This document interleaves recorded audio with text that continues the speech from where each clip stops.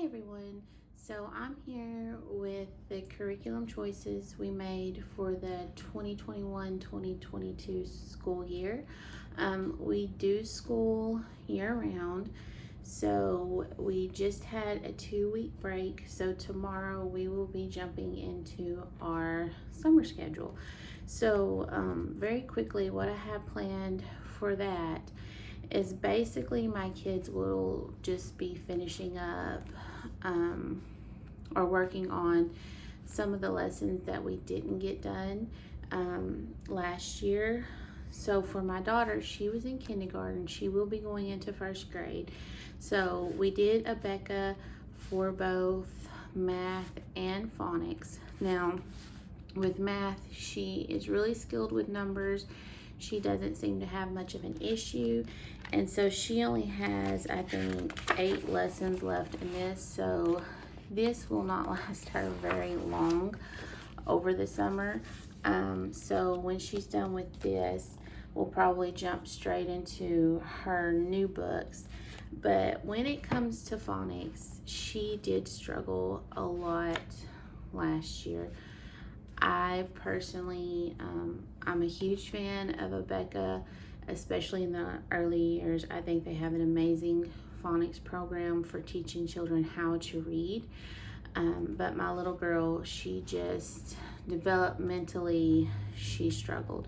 So we started off great, but it advanced really, really fast.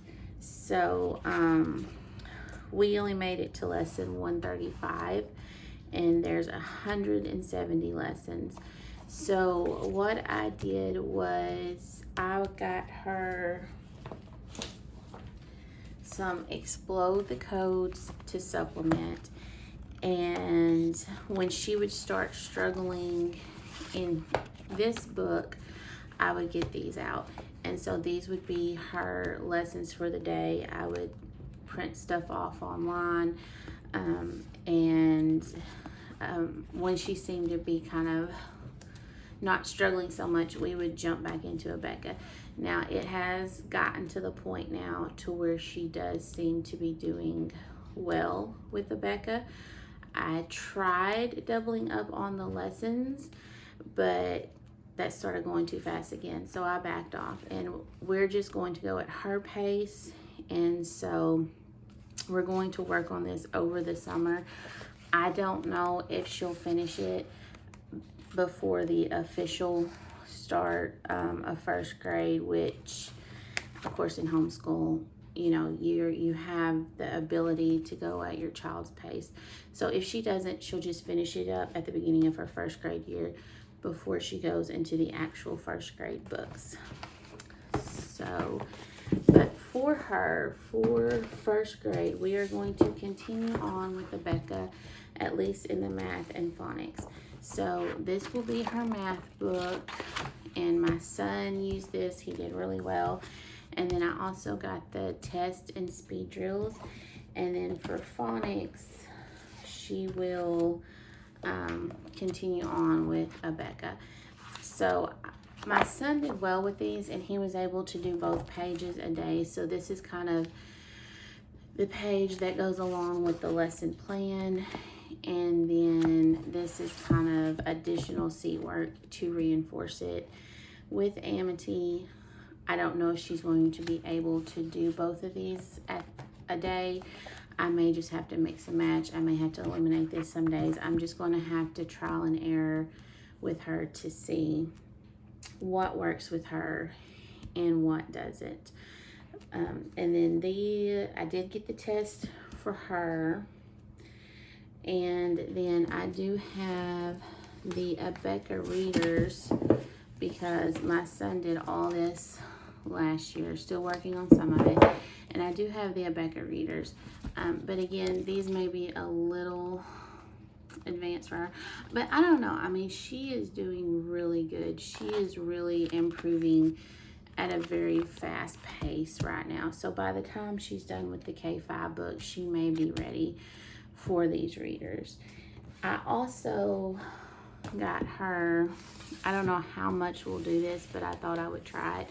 because it was only $3. So if it doesn't work, then it's not that big a deal. But this is just a book that there's a link to listen to someone read the story and you follow along, and then there's activities you can do to kind of gauge whether or not they're comprehending what they're reading / listening to.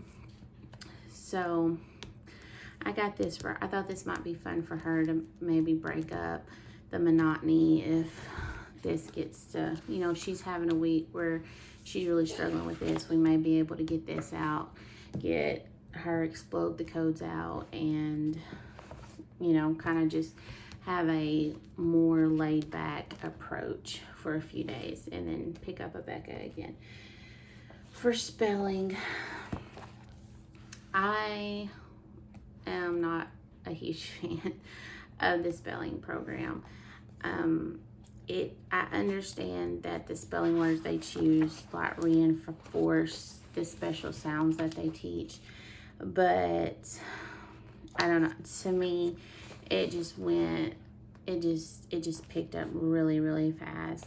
So for my son, he did this last year. I got to where I would just pick and choose. I would not make him do all of the spelling. I would just pick 5 or 6 spelling words from the list and have him work on those. I think we're going to try spelling with him again this year. But if the Becca spelling with him again this year, but if it does not work out, I may be looking for something else for 3rd grade. So that, I believe, is all of her individual subjects. Now for my son, he did a Becca math and language last year, and he has about 25 lessons left in these. And so we'll be picking these back up tomorrow, and he shouldn't have any issue getting these done over the summer. And I purposely, quote unquote, didn't finish before we took our break. I kind of got to the point with him where there's a few new concepts introduced, but it is mainly review, just for us to work on over the summer. I don't like taking a long summer break. We do a lot better with a routine. They do a lot better with some kind of school. Even just 2 weeks off, I've seemed to notice like a little of, especially with my daughter, like she'll ask me a question that I know she knows the answer to, and she's like, I don't know. So I'm looking forward to getting back to doing just a little bit of school a day. And we may pick and choose days. There may be a day that we do language arts, and then the next day we do math. You know, we're not going to do everything every other day. It's just kind of a light summer schedule to just try to, you know, prevent as much of that summer slide as we can. So, oh, and for handwriting, last year they both did do a Becca handwriting, but this year I'm moving them both to the Good and the Beautiful. My son will be doing level 3 and my daughter will be doing level 1.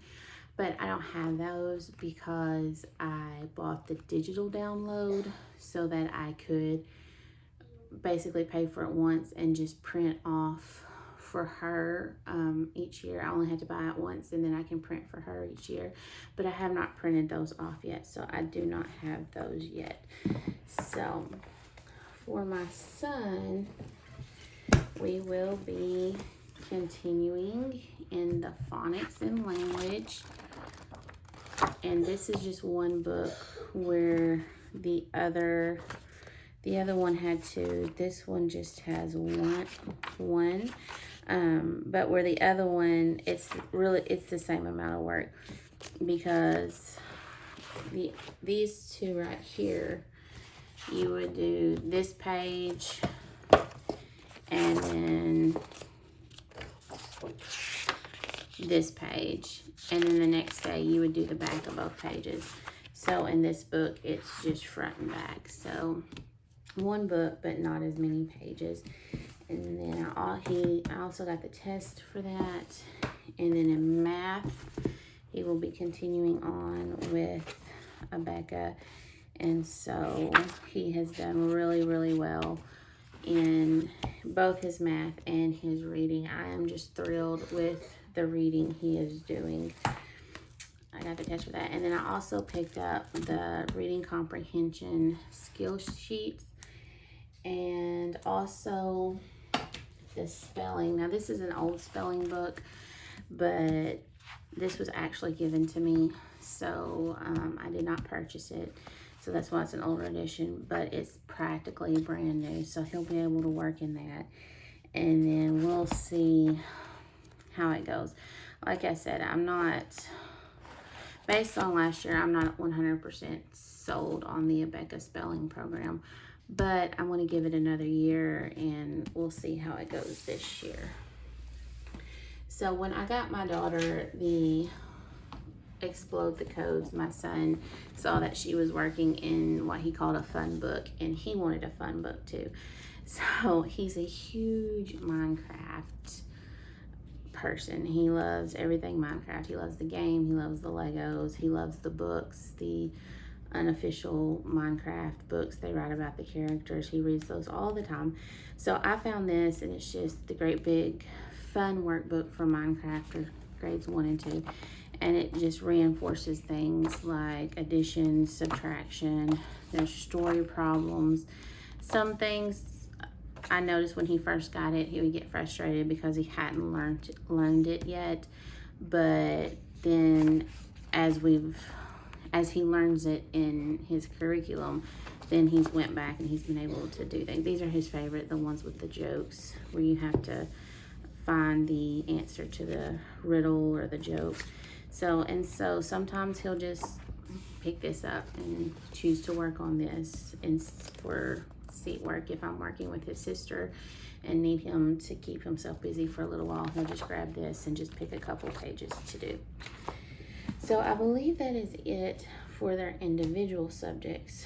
Now for combined subjects, so for science last year, we attempted this. This was a huge miss for our family. We did not even finish the first book. We got about halfway through it. I'm going to attempt to pick it back up again over the summer and just do it as a read aloud. I may not have them do the lap books just because I bought it, and I hate to feel like I wasted money by buying it and not finishing it. But I love the concept of this. I love the concept of learning science through literature, through stories, through a novel. But I just was not impressed with the writing part of this. This to me was very boring. It did not hold my kids' attentions. The chapters are really long and it's just kind of dry. The information's presented in a very dry way. So we will not be continuing the Sassafras Adventures. But like I said, I am going to attempt just over the summer to finish it as a read aloud, and then I'll give them the option to do the additional lab books if they want to. So for science next year, we are going to try the good and the beautiful. So I actually have 4 units. I have water in our world and energy. They had a sale on these, and when I checked before doing this video, they still had these in stock. They were $4.99 each plus shipping, which is an amazing deal because this one was originally like $30-something. I do believe they're updating them. I'm not sure how much of an update they're going to do, but if you want a good deal, you know, you can get the older version, or if you want to wait for the new updated version. Now they do come unbound, and so I just bought some page protectors, and then what I can do is I can slip out these pages that need to be cut for their projects and make copies, and then just slip them back in here and keep them nice and neat and pretty. So I have Water in Our World and Energy, which I bought the physical copies on sale, but I also have Space and Marine Biology, which were free digital downloads. I have not printed those out yet. I want to do Water in Our World first, so I plan to finish this one and then I'm not sure which one we'll do next. I think you're supposed to do like 2 to 4 of these a year, but we do not do science every day. So we may get through 2. So that's for science. Now for history, the Abeka book, which I didn't get out, it was cute, but it just wasn't, I felt like it wasn't enough. So I just started getting books. So we did a lot of Who Was books. I just grabbed a couple. Who Was George Washington? Who Was Robert E. Lee? I really, really like the I Survived books. So the American Revolution, the Nazi invasion, the sinking of the Titanic. We also did I Survived the Battle of Gettysburg. My son showed an interest in the Civil War at one point, so I Survived the Battle of Gettysburg. You know, who was Robert E. Lee? Who was Ulysses S. Grant? Who was Abraham Lincoln? You know, and I got some books on like Harriet Tubman, things like that. And we just did our own little unit of the Civil War until he lost interest, and then we moved on to something else. And then I also have some of these like Step Into Reading, you know, for him to read aloud to me. So, and again, I just grabbed one of those. So this was our history last year. So this year I wanted something a little more structured. I have heard amazing things about Knotgrass. So I picked up our 50 States because it was on sale. So not much of a sale at all, but it was on sale. So I went with this one versus our Star Spangled Banner. But if we really like this, then I'm hoping to do the other one next year. So this is just a lovely book from what little I've seen. It's just, I love the pictures. It's presented in a very interesting manner. I hope it keeps their attention. And then also with this, it comes with the Atlas workbook. So that will be fun. The answer key and literature guide and the lesson review.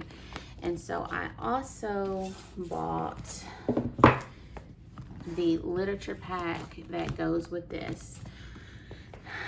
I thought about just getting the list of these and trying to, you know, kind of buy them used to save a little bit of money, but, you know, from Ave Books, thrift books, but in the end, I don't know if I'm getting older or what, but it seems like sometimes it just is worth the little bit of extra money to just save myself the headache and trouble.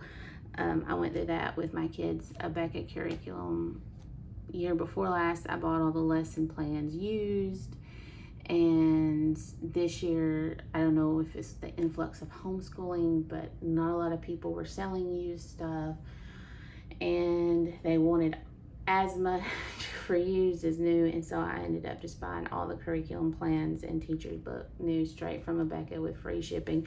And I knew I was getting new stuff versus last year I would buy stuff listed as light new and it would have pages torn out or writing and highlighting. But anyway, so I went ahead and just bought the literature pack. It came with 7 books, and I think it was like $30. And because I bought this, it came with free shipping. So to me, it was worth it, you know, because I started looking at these books used online, and they were anywhere from like $3 to $5.